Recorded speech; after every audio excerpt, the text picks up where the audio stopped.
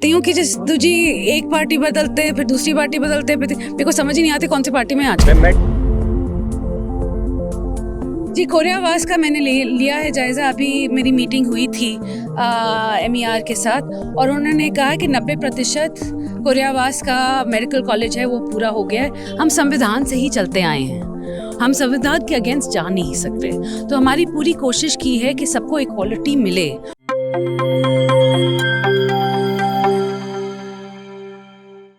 नमस्कार, मैं हूं कोमल राव। आप देख रहे हैं JP हरियाणा।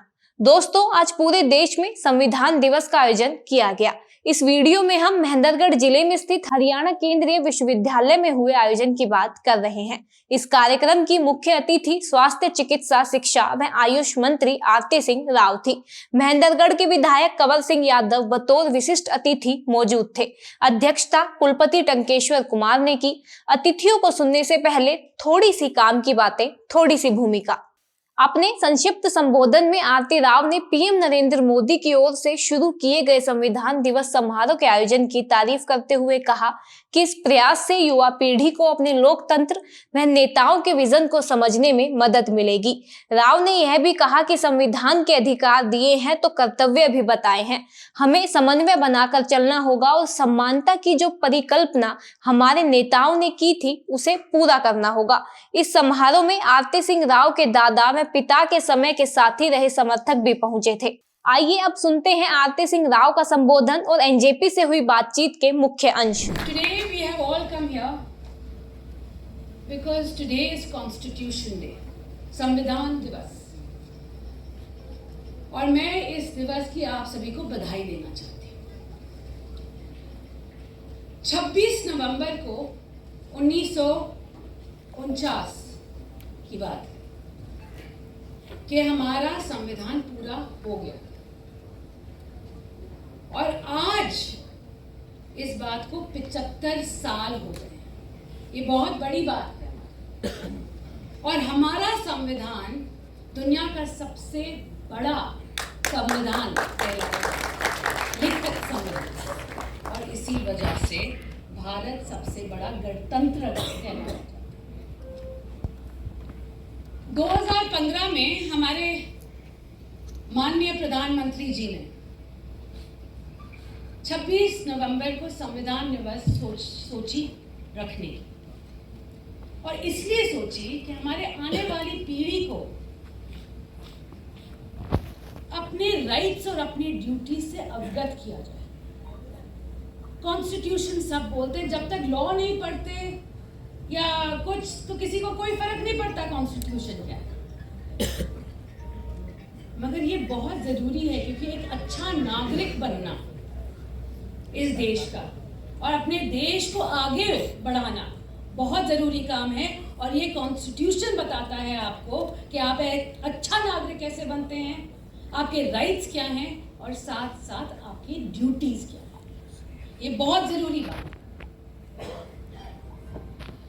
मैम, सबसे पहले आप यही बताइए, आप यहाँ पर आई है तो संविधान दिवस पर क्या मानती है, क्या आयोजन था सबसे पहले?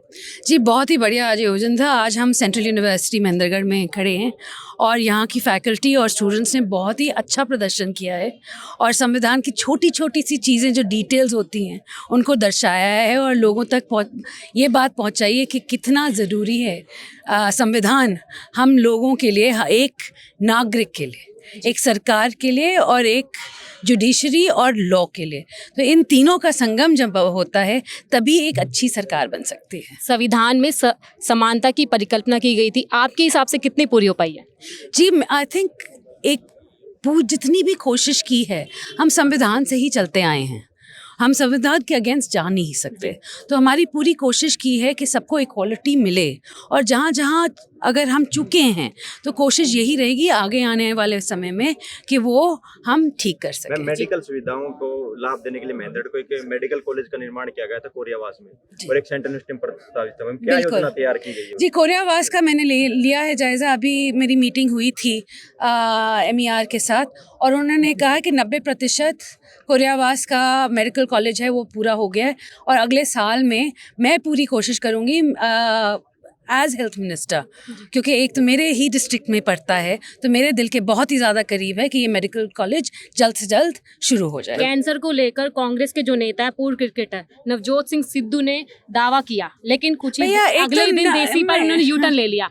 आप क्या मानते हैं? आप स्वास्थ्य मंत्री हैं, क्या मानते हैं? मैं ये बोलती हूँ कि जिस जी एक पार्टी बदलते हैं, फिर दूसरी पार्टी बदलते हैं, फिर मेरे को समझ ही नहीं आती कौन सी पार्टी में आज के मैं अब हम विधायक कंवल सिंह और विश्वविद्यालय के कुलपति डॉक्टर टंकेश्वर कुमार की बातें सुनते हैं। आज के इस कार्यक्रम में ठीक है, हमारा संविधान सभी बीमार है, कोई से बोलने में है तो कोई बात नहीं, क्योंकि अभी आपने यूनिवर्सिटी की तरफ से छात्राओं ने आयोजक है बहुत ही विस्तार से ऐसा प्रेजेंटेशन दिया है।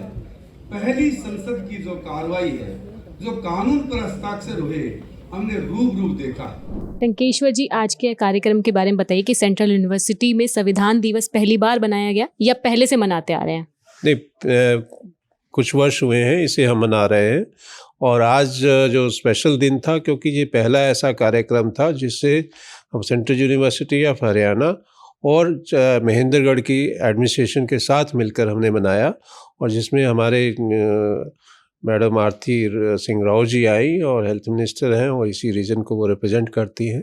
तो इसमें हमें बहुत अच्छा लगा, क्योंकि मैं हमेशा यही समझता हूँ कि विश्वविद्यालय को हर किसी के साथ मिलकर चलना चाहिए। जी। आगे यूनिवर्सिटी में कोई नया आने वाला है, कुछ प्रोग्राम आने वाला है, कुछ भी चीज़ उसके बारे में बताना चाहें तो आप बता सकते हैं।